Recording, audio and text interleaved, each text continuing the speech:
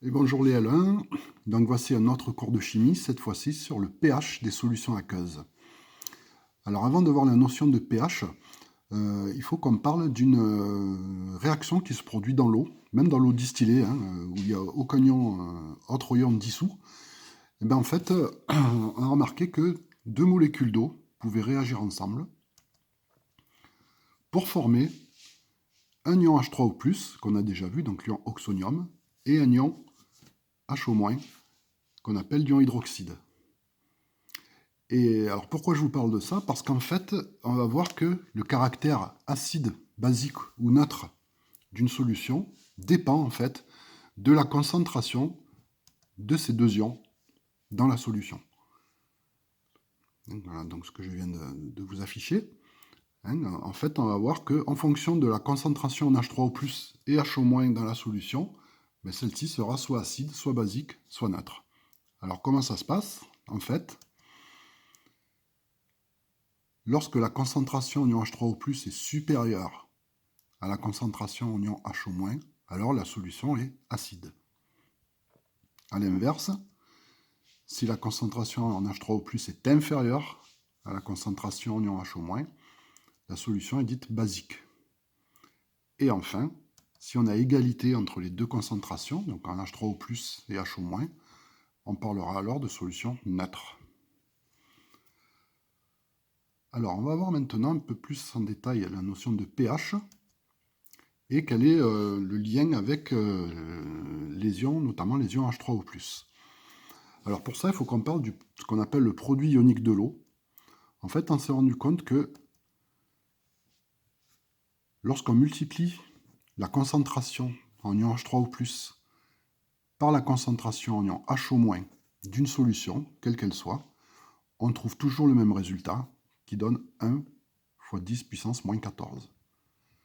Voilà. Donc ce 10 puissance moins 14 explique aussi, avec le 14 là, pourquoi l'échelle de pH va de 0 à 14.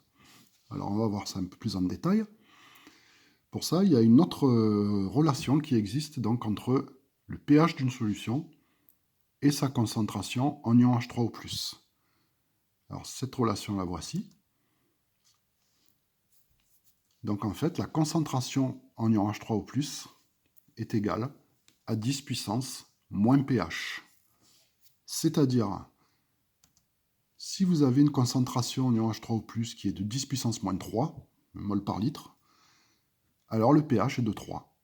On retrouve en fait l'exposant, sans le moins, qu'on a sur la concentration en ion H3O+. Et si on veut faire dans l'autre sens, si j'ai une solution dont le pH est de 10, ça signifie que sa concentration en ion H3O+ est de 10 puissance moins 10 mol par litre. Voilà, remarque que j'ai oublié l'unité, mais il ne faut pas l'oublier, donc on a bien 10 puissance moins 10 mol par litre. Du coup, alors je vous ai fait un petit tableau pour vous montrer un petit peu comment on va distinguer une solution acide ou basique en fonction de son pH. Alors il y a trois cas de figure que j'ai pris un petit peu, enfin pas tout à fait au hasard quand même, mais bon. Donc si on a une solution, on va regarder la concentration en H3O+ d'abord, la deuxième colonne en fait. Quand j'ai une solution dont la concentration en H3O+ est de 10 puissance moins 2 mol par litre, je peux trouver sa concentration en HO- qui va faire 10 puissance moins 12 mol par litre. Ça vient donc du produit ionique de l'eau qu'on a vu au début de cette diapo, où en fait il faut que le produit des deux fois 10 puissance moins 14. Donc pour ça, en fait, il faut ajouter les exposants, et on doit toujours trouver moins 14. Donc si j'ai 10 puissance moins 2 pour H3O+, j'aurai 10 puissance moins 12 pour HO-. Avec la deuxième relation qu'on a vue entre le pH et la concentration en ion H3O+, si la concentration en ion H3O+ est de 10 puissance moins 2, mon pH sera de 2. Et comme, dans ce cas-là, la concentration en H3O+ est supérieure à la concentration en HO-, on a bien une solution acide, comme on l'a défini dans la précédente diapo.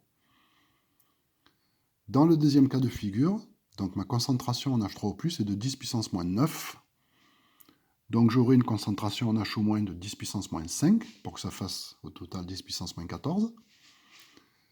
avec une concentration de 10 puissance moins 9 mol par litre pour H3O+, ça me donne un pH de 9. Et donc ici, la concentration en H3O+, est inférieure à la concentration en HO-. La solution est bien basique. Le dernier cas de figure, si ma concentration en H3O+, est de 10 puissance moins 7, ben j'aurai une concentration en HO- qui sera aussi de 10 puissance moins 7, hein, puisque je rappelle, il faut que ça fasse 10 puissance moins 14 quand on multiplie les deux. Donc cette fois-ci, les deux concentrations sont égales, le pH est de 7, on a bien une solution neutre. Voilà, donc ceci permet en fait de déterminer et de construire l'échelle de pH que je vais vous montrer maintenant. Donc une échelle qui va de 0 à 14 pour les pH. Donc quand les pH se trouvent entre 0 et 7, on est bien dans un milieu acide avec une concentration en H3O+ supérieure à la concentration en HO-. Pour un pH égal à 7, on est dans un milieu neutre avec une concentration en H3O+ égale à la concentration en HO-. Et enfin, donc, quand le pH est compris entre 7 et 14, le milieu est basique avec une concentration en H3O+ inférieure à la concentration en HO-.